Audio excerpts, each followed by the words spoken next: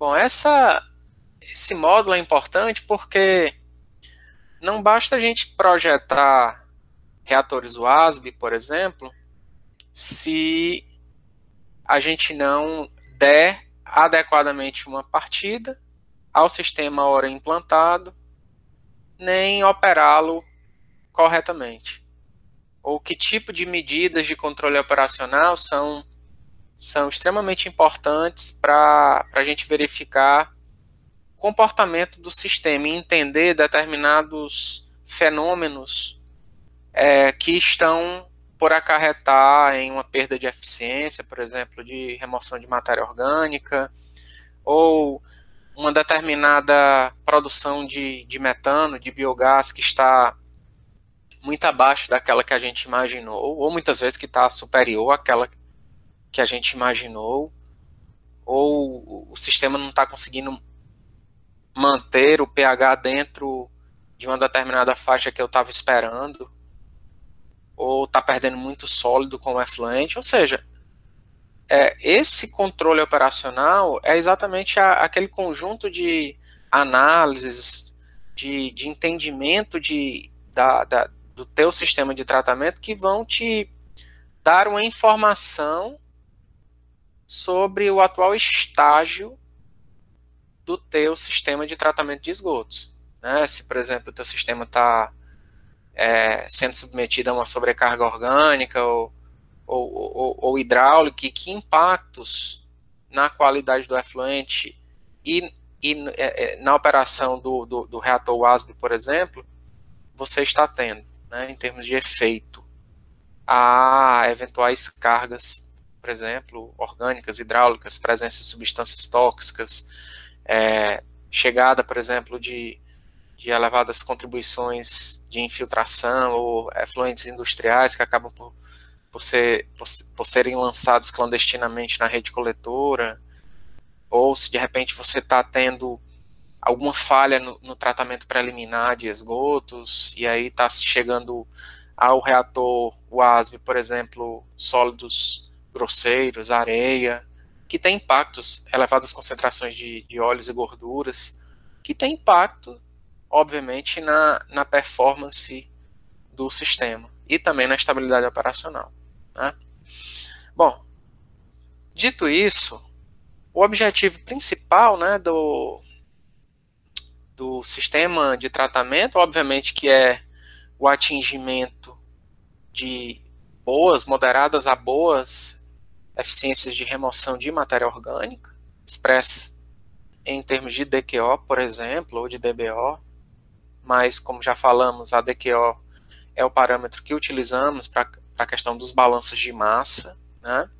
Ou seja, eficiências da ordem de 70%, 75%, algumas vezes, de eficiência em termos de remoção de DQO. Eu devo dizer que esses valores, eles oscilam, né? Tanto em relação ao início do tratamento, quanto em relação à própria vida útil da estação de tratamento, que muitas vezes está sofrendo diferentes distúrbios orgânicos, hidráulicos, né? Muitas vezes esses distúrbios hidráulicos são advindos não do esgoto em si, dos hidrogramas de vazão afluente à estação de tratamento, mas muitas vezes por descuidos operacionais nas próprias elevatórias de bombeamento dos esgotos para os reatores WASB, que muitas vezes acabam não jogando para dentro do reator uma determinada vazão que ele foi inicialmente concebido. Por exemplo, ao invés de estar operando o reator com a vazão média, muitas vezes com falhas em estações elevatórias, muitas vezes quando só existe uma estação elevatória, por exemplo, muitas vezes quando não tem inversor de frequência na estação elevatória, você acaba por bombear vazões superiores à vazão média, muitas vezes excedendo até as vazões máximas horárias diárias, enfim. E desta forma você acaba interferindo na estabilidade operacional do reator. Ou seja, não adianta eu ter um projeto de qualidade se eu não tiver uma operação adequada. E essa operação adequada vai desde controle da vazão que está entrando, por exemplo, a partir de uma estação elevatória, que vai desde um correto gerenciamento das frações anteriores ao reator WASB, como sólidos grosseiros, como areia, por exemplo, como gordura, óleos e gorduras, dependendo do tipo de água residuária, obviamente. Para esgoto sanitário, os níveis de óleo e gordura são muito mais baixos do que para algumas águas residuárias industriais, mas mesmo assim você ainda tem que ter o correto manejo desses óleos e gorduras, que vão muitas vezes acarretar em problemas no separador trifásico do reator WASB. Por isso que em muitos projetos atuais a gente projeta calhas coletores de escuma, né, para evitar exatamente esses problemas operacionais.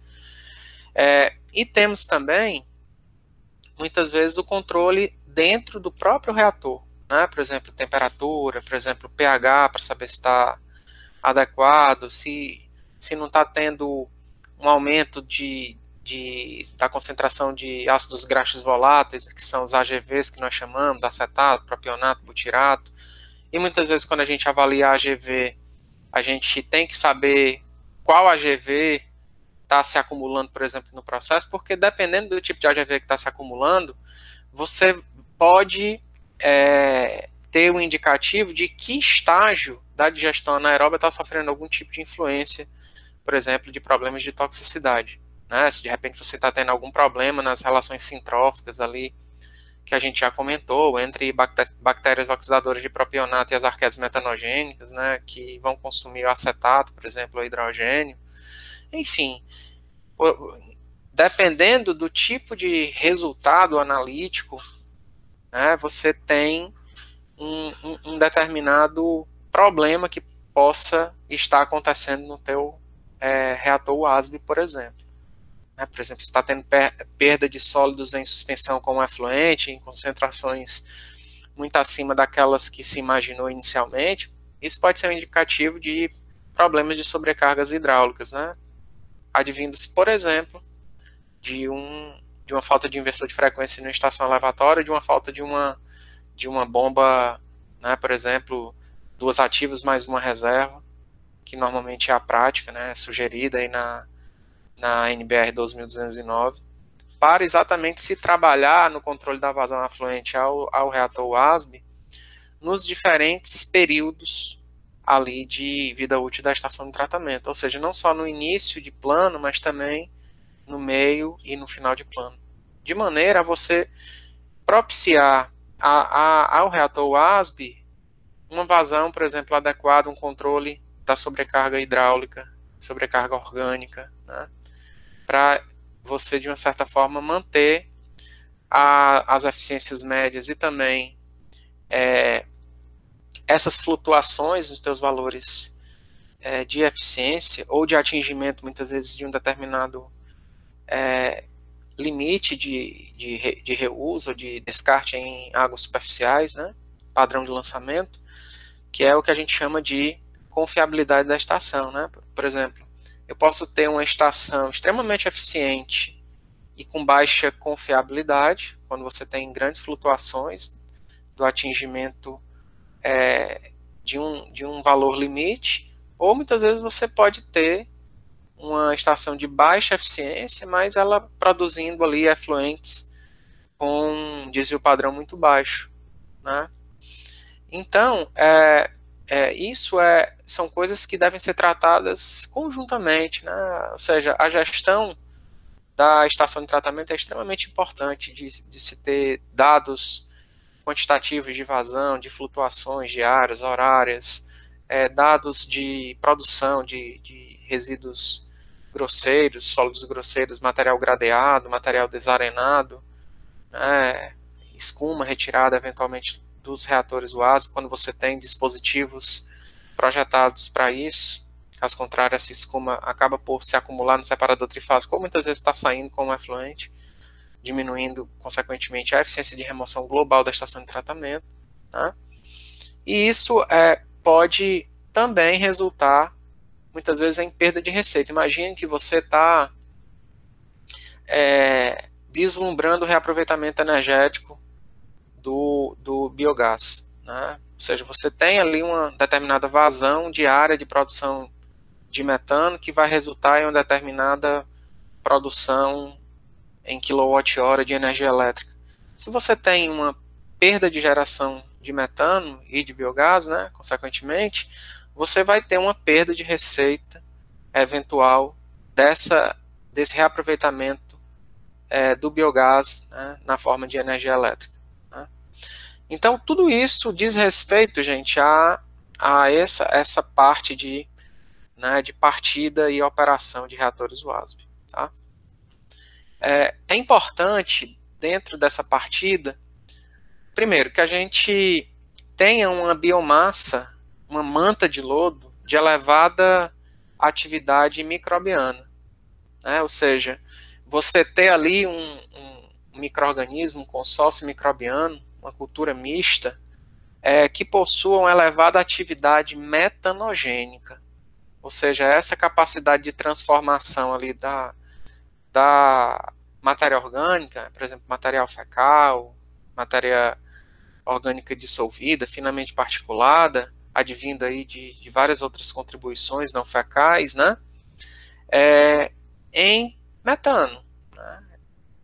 Idealmente, a gente quer a produção de metano. Obviamente, quando o teu sistema anaeróbio tem um outro viés, por exemplo, reduzir sulfato, né, que é o caso em muitas vezes, em muitas águas residuárias, cujo objetivo principal é a redução de sulfato e não a metanogênese, né, aí você tem que garantir uma elevada produção, uma elevada eficiência de um determinado propósito, ou de remover matéria orgânica para produzir metano, ou de remover matéria orgânica para reduzir sulfato, né, presente ali no efluente, enfim, nas várias possibilidades aí do tratamento de esgotos. Né?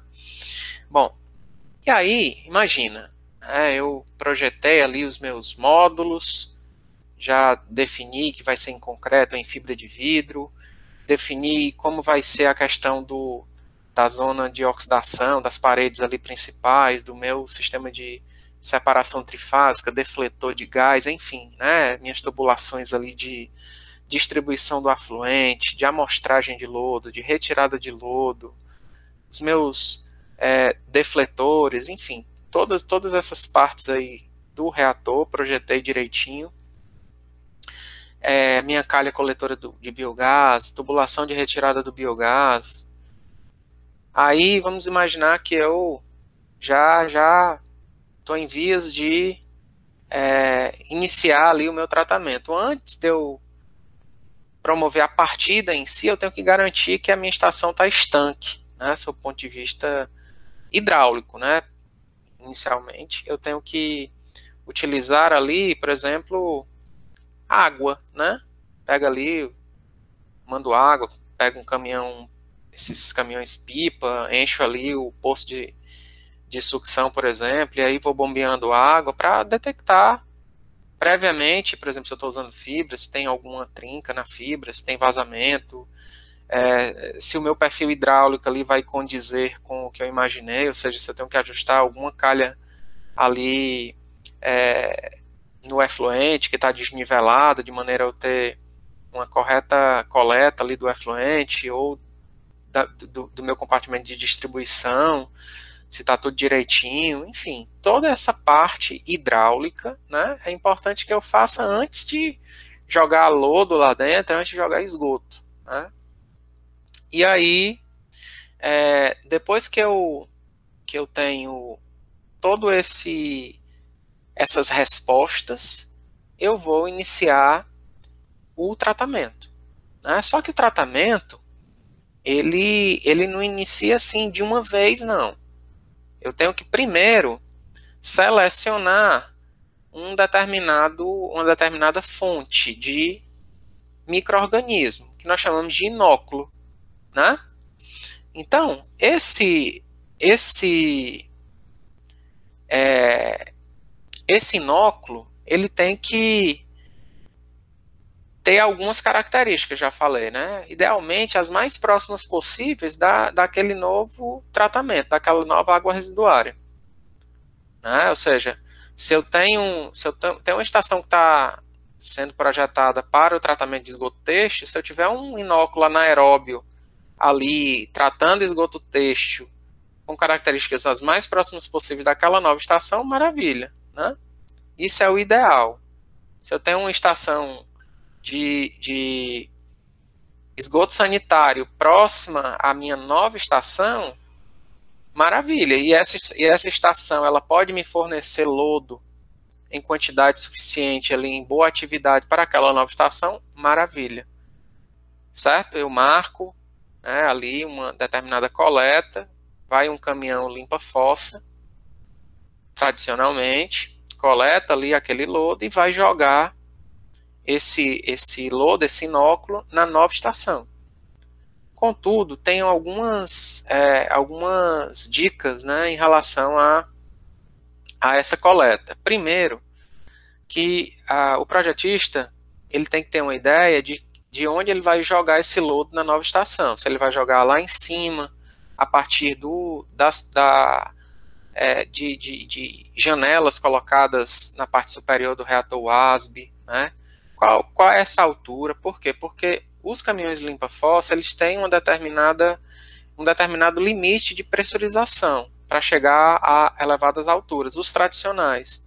Se o teu reator for muito alto, talvez se tenha que utilizar algum caminhão limpa-fossa mais especial, que tem uma elevada capacidade de bombeamento, para jogar esse lodo nas janelas, né, ou nos compartimentos superiores do reator. Imagina que você tem a parte de cima, né, tem lá aquele compartimento de distribuição do afluente, e aí muitas vezes você, ali ao redor, você tem espécies de tampas, né, ali para vistoria, para saber se está acumulando escuma, se não está, né? Aí você pega muitas vezes essa mangueira e joga para essas aberturas, certo? Se jogar no compartimento de distribuição, tem que tomar cuidado para não entupir, porque muitas vezes esse lodo vem muito concentrado, aí acaba por entupir em determinados locais e não distribui bem na região da manta de lodo, tá? Idealmente é que se tenha essas janelas na parte superior, que ele vai entrar, vai passar ali pelo espaço ali do separador trifásico, vai passar pelo defletor e vai cair ali na zona de oxidação, de composição da manta de lodo, tá? E aí, muitas vezes, né, dependendo aí do local, a quantidade de lodo que se tem em uma estação, às vezes é insuficiente, aí tem que se coletar lodo em outra estação, muitas vezes se misturar lodo de uma estação antiga com outras fontes de inóculo, né? Que fontes de inóculos a gente pode ter? Eu posso coletar lodo em uma fossa, né? Muitas vezes eu posso coletar lodo em uma estação aeróbia, por exemplo, para misturar junto com esse lodo anaeróbio, né? Tem que ter um pouco de cuidado em relação a isso, né? Mas muitas vezes é a fonte de inóculo que está disponível ali para iniciar ali o tratamento. E é sempre melhor e sempre mais rápido de você ter essa partida quando você tem já uma fonte de inóculo, né, para não depender do desenvolvimento ali de uma biomassa floculenta ou granular, enfim, ali no teu novo espaço de tratamento e composição de manta de lodo, enfim, tudo isso são estratégias de acelerar essa questão da partida do reator, certo? Em algumas situações, pega-se esterco, né, ou pega líquido ruminante, líquido de ruminante, né, ou muitas vezes sedimento de lagoa de estabilização, ou seja, a literatura ela traz um conjunto de possibilidades, e aí a companhia de saneamento, o projetista, vão definir quais possibilidades, quais daquelas possibilidades devem ser pensadas, concebidas e qual delas vai ser selecionada ali para a partida da minha nova estação. Já falamos sobre a disponibilidade, né?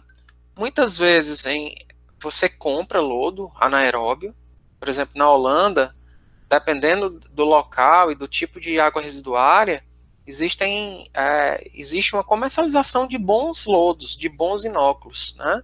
Por exemplo, se você vai sair do anaeróbio, vai para a parte de anamox ou lodo granular, muitas vezes você tem a comercialização de lodos com propriedades otimizadas de sedimentação, de atividade, para determinados constituintes. Por exemplo, se você está trabalhando com água residuária com a presença de compostos extremamente recalcitrantes, muitas vezes tem ali um lodo já mais adaptado àquele tipo de água residuária que vai resultar numa diminuição da partida e no atingimento de eficiências de remoção ali elevadas em um espaço de tempo mais curto, né?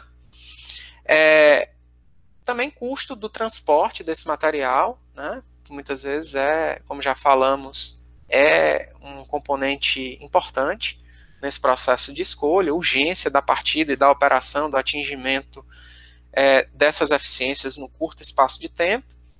E aqui algumas possibilidades, né, de lodo de reatores anaeróbios também, filtros anaeróbios, reatores WASB ou do tipo EGSB, de circulação interna, o que se tenha, né? Sedimentos de lagoa de estabilização, lodo de fossas, certo? Esterco, um lodo de uma fonte aeróbia, mais uma vez mais, né? Um cuidado aqui, que muitas vezes você tem um aumento dessa partida, porque essa biomassa aeróbia, muito embora a gente tenha ali também micro-organismos facultativos, né, você vai ter ali um período de adaptação e desenvolvimento, por exemplo, dos micro-organismos de crescimento mais lento da digestão anaeróbia, que são as arqueias metanogênicas. Portanto, a gente tem que muitas vezes combinar essas variáveis para obter uma boa fonte de inóculo, de manta de lodo, né? Ou seja, que tem uma elevada atividade metanogênica. Tá? Já falamos em relação aqui aos testes hidráulicos, também é importante a questão do treinamento dos operadores, né? Portanto, nas linhas de afluente, é importante que as linhas tenham cores específicas, por exemplo, do esgoto bruto, do esgoto tratado, do lodo, do biogás. Você tem ali na estação diferentes cores para o operador saber que tubulação é específica, né, que cor é relativa a cada uma dessas tubulações, setas indicando o sentido do fluxo, ter um manual de operação adequadamente pensado e com esses operadores treinados, né? É muito importante que o gestor conheça bem o projeto, que o projetista dê toda a assessoria na montagem desses equipamentos, na partida, muitas vezes na seleção dos equipamentos, né? Por exemplo, que tipo de bomba é mais adequada, que tipo de sistema de queimador de gás é o mais indicado, enfim, todo esse conjunto de tubulações, órgãos acessórios, peças especiais, tudo isso que faz parte da estação de tratamento, é importante que o projetista esteja muito ali próximo de quem vai construir a estação para que tudo saia dentro do esperado. Tá? Mas essa questão de treinamento, controle é muito importante. A parte de manutenção preventiva dos vários dispositivos, né? É importante para o atingimento dessa eficiência planejada. Tá? Bom, e aí, normalmente, o que se faz, né? Para experimentos em laboratório, muitas vezes se tem todo um controle ali mais específico sobre a concentração de sólidos voláteis em relação aos sólidos totais, os volumes reacionais, enfim, toda essa parte que aí você sabe exatamente quanto adicionar uma determinada garrafinha que vai resultar em uma determinada concentração de sólidos em suspensão ou sólidos voláteis nesse meio reacional. Mas quando você tem um reator em escala plena, muitas vezes você não tem tempo hábil para fazer tudo isso, né? Então, o que normalmente vem se utilizando aí, algumas vezes em partidas de reatores, e uma vez mais, a gente não tem isso claramente definido em nenhum canto, né? Até onde eu sei, na própria NBR 12.209 não se tem muita coisa a respeito de partida. Portanto, isso pode variar muito em relação aos projetistas, em relação às empresas que comercializam tecnologias anaeróbias, tá?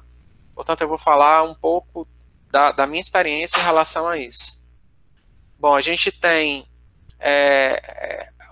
a chegada desse lodo para os módulos, e aí, obviamente, que tudo vai depender da tua disponibilidade de lodo também. Se você tiver lodo em quantidade suficiente e puder, por exemplo, jogar lodo para ficar ali um pouco abaixo dos defletores de gás, né, seria o ideal. Por quê? Porque no início você vai ter ali uma perda de biomassa e você quer garantir que ao final ali, quando o seu sistema estiver entrando em estado estacionário, você ainda tem uma boa concentração de micro-organismos na região da manta de lodo, né? Portanto, essa é a primeira dica em relação à partida. A outra coisa é que quando você joga o lodo lá dentro do reator, você não vai já colocar para ele ficar em fluxo contínuo, né? Se joga o lodo, deixa ele repousar ali durante algumas horas, né? Muitas vezes 12 horas. Não tem problema de você deixar um lodo anaeróbio, né? Durante 12 horas, por exemplo, sem alimento, certo? Não vai ter grandes problemas em relação à perda de atividade, tá? Mas durante alguns dias, certamente, isso pode acarretar em grandes problemas, né? Aí você joga ali e bota o reator para receber uma pequena quantidade de esgoto, não enchendo ele completamente, né? Ali, ou pode até encher até a tampa, mas fica aguardando a transformação dessa DQO ali durante algumas horas, durante muitas vezes alguns dias. Aí vai avaliando essa DQO ali do teu sistema, que está trabalhando ali em batelada, né? Aí, depois disso, você enche novamente ele, certo?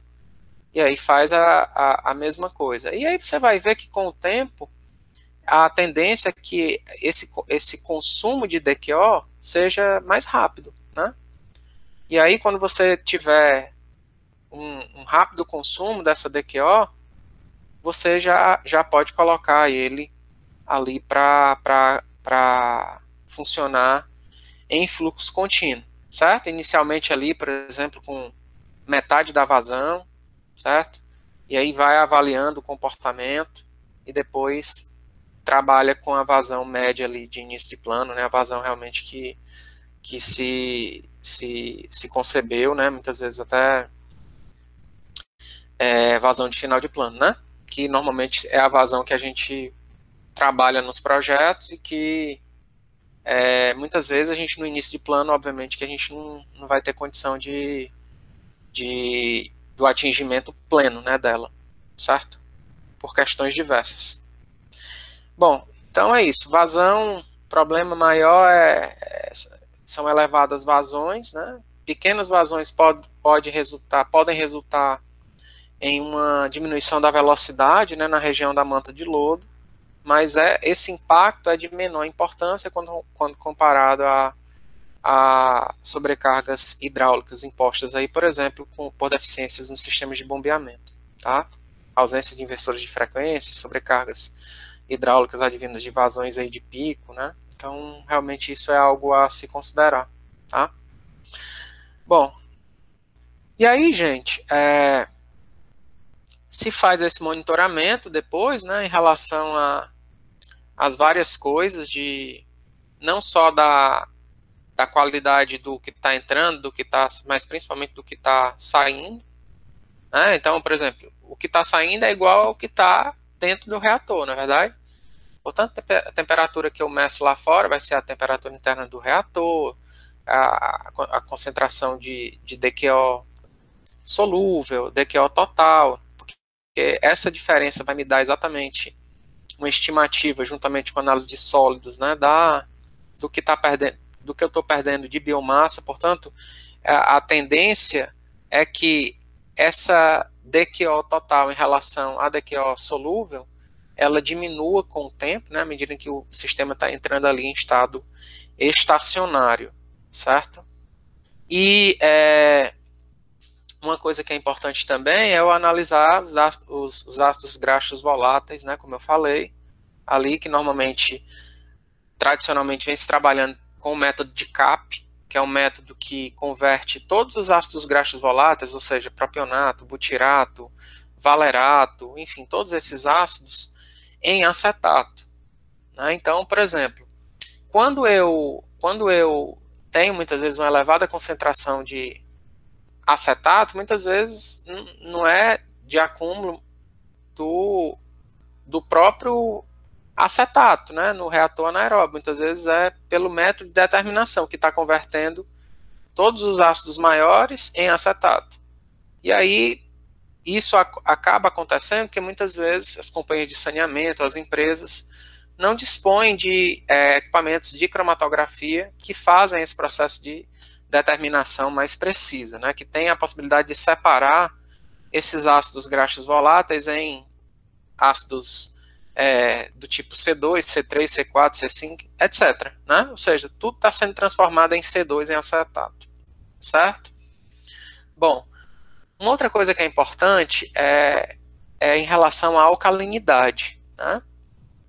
A alcalinidade, normalmente para esgoto sanitário, não é um problema. Por quê? Porque eu tenho baixa formação de ácidos, porque normalmente a minha DQO é uma DQO baixa, né, é um esgoto diluído, e eu tenho quantidades de agentes alcalinizantes suficientes para ter ali, conferir ao meu sistema uma boa capacidade de tamponamento. Esse é o motivo que eu não preciso, raramente, né, 99,9% dos casos, de adicionar nenhum agente alcalinizante nas estações que estão ali tratando esgoto sanitário. Né? Mas para alguns esgotos industriais, muitas vezes eu tenho que adicionar sim, né? Adicionar cal, por exemplo, ou qualquer outro agente aí que vá conferir a alcalinidade para o meu reator. É sempre importante a gente avaliar a relação entre ácidos graxos voláteis e alcalinidade. Né? A literatura cita que quando essa relação AGV-AT, né, ela é inferior a 0,3, o sistema está estável operacionalmente. Quando você tem valores maiores, né, de AGV em relação a AT, você já tem sistemas mais sujeitos aí a distúrbios operacionais. Tá? E aí, é importante mencionar também que eu posso ter diferentes formas, né, de alcalinidade, né, o que eu chamo de alcalinidade a bicarbonato, alcalinidade a bicarbonato e carbonatos, né, e lá para frente, alcalinidade de carbonatos e de hidróxidos, né, dependendo do valor de pH. Normalmente para pH 7, né, a fração mais importante é a alcalinidade a bicarbonato, né. Então, muitas vezes vale a pena de eu saber exatamente qual é a minha alcalinidade, né, ali do meu processo, né? Ou seja, determinar a alcalinidade total, que é isso que a gente determina usualmente, mas também determinar a alcalinidade a bicarbonato. Então, existem métodos laboratoriais que permitem essa determinação, essa separação. Tá bom? Normalmente são métodos de titulometria que são utilizados. Bom, e aí, pessoal, dentro desse arcabouço aí de parâmetros de operação e que vão avaliar a eficiência de remoção, isso também varia a frequência conforme ali o plano de gestão da estação de tratamento. Né? O que eu vou apresentar são algumas recomendações tiradas aí de livros textos, por exemplo, do professor Carlos Chernicharo, mas a gente pode ter diferentes frequências e também exclusões ou inclusões de outros parâmetros de monitoramento que vão depender, obviamente, da capacidade ali analítica da companhia de saneamento ou do laboratório eventualmente contratado para fazer esse acompanhamento e ter essa responsabilidade técnica, né, quanto à operação da estação, tá? Bom, então a gente vai separar dentro desses parâmetros que vão avaliar a estabilidade operacional do reator, né, e parâmetros que vão avaliar, por exemplo, a eficiência do reator, certo? Por exemplo, DQO, quando eu avalio a DQO afluente e efluente, eu tenho ali o que foi removido com o que está entrando, consequentemente eu tenho ali uma determinada eficiência de remoção.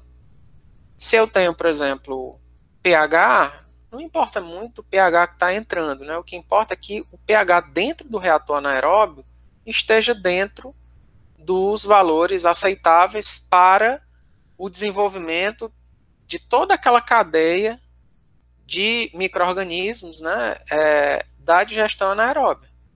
Os micro-organismos hidrolíticos, acidogênicos, acetogênicos e metanogênicos. Né?